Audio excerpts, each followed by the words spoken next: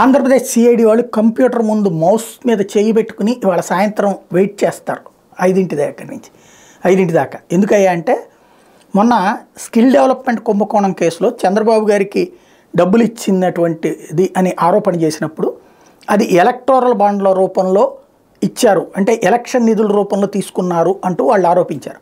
అప్పుడు తెలుగుదేశం పార్టీ అట్లాంటిది ఏమీ లేదండి, ఎలక్టోరల్ బాండ్స్కి సంబంధించి సీక్రెసీ అంటూ అప్పట్లో కోర్టు ఇచ్చిన తీర్పుని ప్రధానంగా ప్రొజెక్ట్ చేసింది.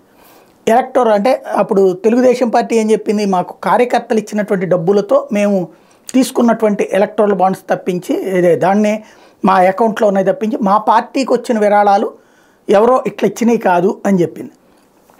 ఇప్పుడు ఎలక్టోరల్ బాండ్స్ రూపంలో వచ్చినాయి అని చెప్పింది సిఐడి చెప్పింది నిజమా కాదా అన్నది తేలిపోబోతుంది. ఇవాళ సాయంత్రం ఈసీకి State Bank of India already కాగితాలు సబ్మిట్ చేసింది కాబట్టి ఆ కాగితాల్లో డబ్బులు ఎవరిచ్చారు, స్కిల్ డెవలప్మెంట్ కుంభకోణం కేసులో డబ్బులు ఇచ్చినటువంటిది వాస్తవమా కాదా అన్నటువంటిది తేలిపోబోతుంది.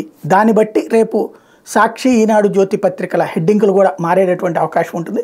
సాయంత్రం 5 తర్వాత బ్రేకింగ్ న్యూస్లు వాటి చుట్టూ తిరుగుతాయి.